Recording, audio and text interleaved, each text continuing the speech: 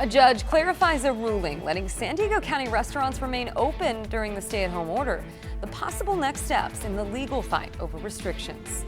Plus, many restaurants didn't wait for the judge's clarification. Their hopes as they reopen their patios. And regardless of a judge's ruling, many local businesses have had to adapt during the pandemic. In our series, The Rebound, the creative solutions businesses are finding to make it through. ABC 10 News at 6 starts now. For many, this pandemic has been measured in shutdowns and reopenings, and that cycle continues again today. Good evening. I'm Lindsay Pena. Steve and Kim are off tonight. Today, a judge clarified their ruling from last night, which allowed strip clubs to remain open during the stay-at-home order. There was confusion about whether that ruling applied to all restaurants. ABC 10 News reporter Jennifer Kastner was watching today's hearing when we learned what it did. She joins us live now with what it all means. Jennifer. Yeah, Lindsay, there was so much confusion over all of this over the past 24 hours, but now we finally have some clarity. Listen to what the judge said just a few hours ago. All businesses which provide restaurant service, meaning all restaurants in the County of San Diego, are encompassed within the scope of the court's order. It's not limited to plaintiffs who also provide restaurant service, but it is intended to encompass all restaurants within the County of San Diego. Now, this lawsuit was filed over strip clubs, not restaurants. The ruling came down late yesterday from Judge Joel Woolfield, who wrote that the owners of Pacers and Cheetahs can stay open while their case against the county and the state moves through the courts. The judge decided there is no evidence that strip clubs have led to increased spread or risk of COVID-19. That part of the ruling was clear, but what was unclear was how that decision affected restaurants. That's because the judge wrote that the ruling applies to businesses with restaurant service like the strip clubs have, provided they follow safety protocols. As you heard today, the judge clarified that his ruling encompasses all San Diego restaurants. The San Diego County officials that we spoke to last night, they said because of this ruling, they would not enforce restaurant restrictions until they got more clarification, which we now have. Tonight, we learned from the county that they expect the state to appeal this ruling. The governor's office wrote to ABC 10 News about the initial ruling, stating they're disappointed but remain committed to protecting the health and safety of all Californians. Their legal team is now reviewing options. Tomorrow, the County Board of Supervisors is holding an emergency closed session meeting to discuss how to move forward with all of this. Reporting live tonight, Jennifer Kastner, ABC 10 News. Thank you, Jennifer. And some restaurant owners have jumped at the opportunity to reopen. As ABC 10 News reporter Mimi Alcala shows us, they believe it's worth it, even if it ends up being short-lived.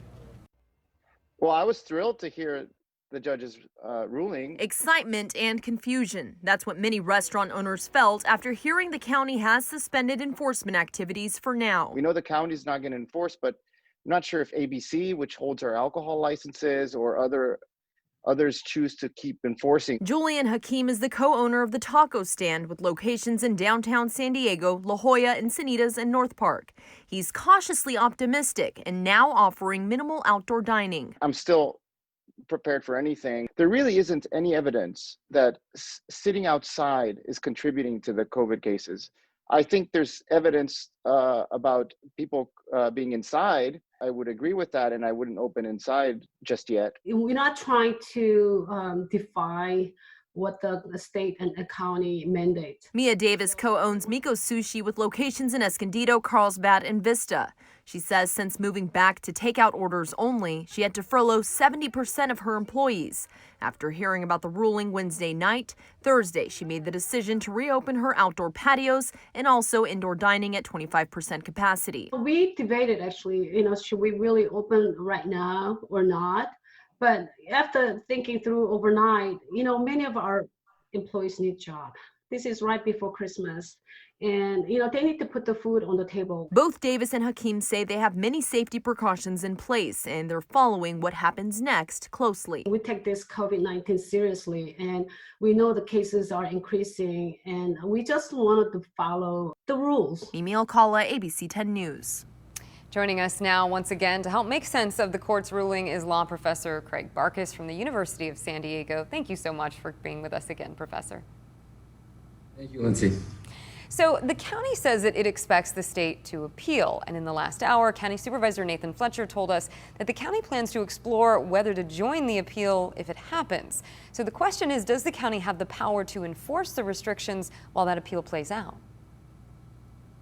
Well, right now it would appear the county would not have the right to enforce the restrictions based on the judge's order. And the county has decided not to test that because they voluntarily said we are not going to proceed. So at this juncture, the restaurants can open and remain open.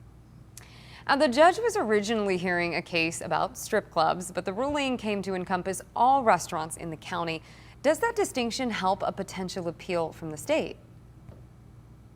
Yeah, you really hit upon an interesting point. The reason there was a lot of confusion was because the judge had two specific plaintiffs in front of him, and those plaintiffs were making a case on their own behalf about how safe they had been.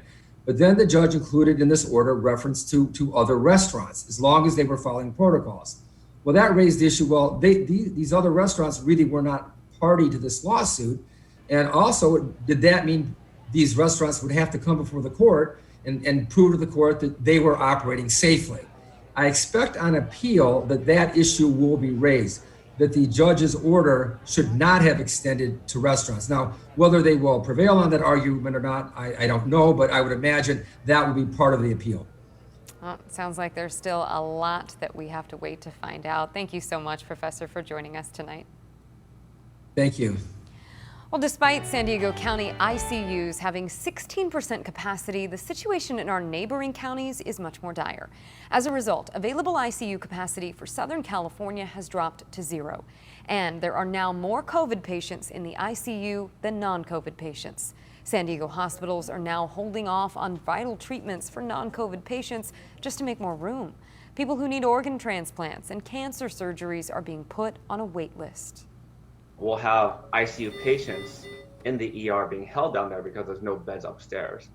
And that because of that, there's less beds in the ER to treat other patients who have strokes, heart attacks. Doctors worry that rising cases and hospitalizations means many people aren't trying as hard as before to stop the spread of COVID. They say the best gift anyone can give right now is simply to wear a mask. The number of San Diegans contracting the coronavirus continues to climb. Our 14-day rolling average is now pushing closer to 9%, well above what the county considers manageable.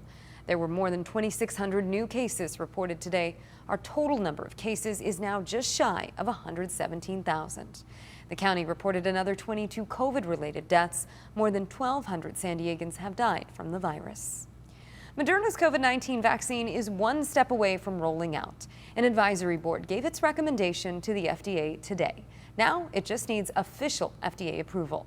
And a little more than half of San Diegans say they plan to get a COVID vaccine when it's available. In our ABC 10 News Union Tribune's scientific poll, 56% of San Diegans surveyed said they will get the vaccine. 36% said they won't get it. Their reasons range from believing development was rushed to thinking COVID isn't that serious. You can find the latest vaccine information and follow every coronavirus development with the ABC 10 News app. You can find it for free in the App Store. San Diego says it received just one bid on a contract to provide gas and electricity to the city. That lone bid coming from SDG&E. Our partners at KPBS report the utilities bid was the bare minimum allowed, $80 million over 30 years. The current deal expires in a month and lets SDG&E pay city fees to keep its lines on public land. The next step is for city leaders to decide whether to accept the offer, start over with different requirements, or create a public utility. At least one city council member wants to negotiate a better deal. We cannot commit to a bad deal simply because we are in an economic crisis in this moment. This will impact us for decades after the city recovers from the current downturn. The word from Mayor Todd Gloria's office is that it may pursue an extension on the current contract to give the city more time to figure out a path forward. San Diego police have arrested a second person for a murder in Point Loma Heights last month. Officers say two teenagers, 18-year-old Angel Garcia and 19-year-old Armando Alvarado, used a gun to try and rob a man while conducting a transaction. Police say the suspects pulled a gun in the victim's car and shot him, leading to the crash.